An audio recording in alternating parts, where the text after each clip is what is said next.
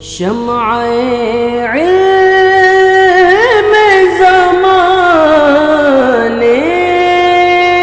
میں جلاتے جاؤ، سیکھ کر اس کو زمانے کو سکھاتے جاؤ۔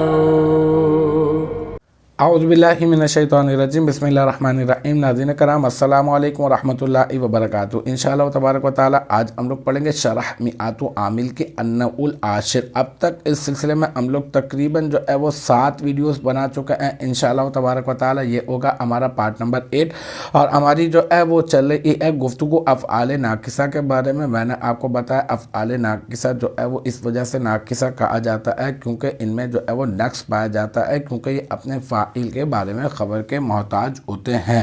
پھر اور یہ بات جو ہے وہ نقصان سے خالی نہیں ہے۔ پھر اس کے 2 جز ہوتے ہیں۔ پہلے والے جز کو یہ جو ہے وہ حالت رفعی میں کر دیتا ہے، اور دوسرے والے جز کو یہ حالت نصبی میں کر دیتا ہے۔ اور پہلے والے جز کو جو ہے اسم کہا جاتا ہے، افعال ناقصہ کا اسم، اور دوسرے والے جز کو اس کی خبر کہا جاتا ہے۔ اب یہاں پہ جو آج ہماری عبارت ہے وہ ہے یسمى خبرہا، ٹھیک ہے۔ یسمى جو ہے یہ فعل ہے، صیغہ واحد مذکر غائب ہے۔ اس میں ہوا ضمیر مرفوع متصل مستتر راجع بسوء افعال ناقصہ، اس کا نائب الفاعل، کیونکہ فعل مجہول کے بعد جو ہے ہم لوگ نائب الفاعل تلاش کرتے ہیں نا، تو ہم لوگ کہیں گے راجع بسوء افعال ناقصہ، اس کا نائب الفاعل جو اس میں ہوا ضمیر موجود ہے۔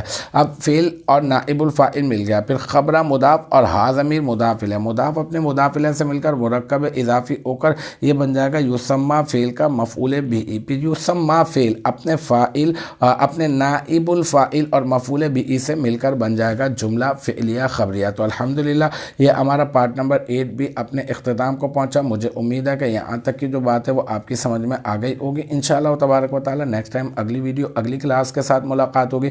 جب تک آپ اپنا بہت خیال رکھیے گا۔ وآخر دعوانا ان الحمدللہ رب العالمین۔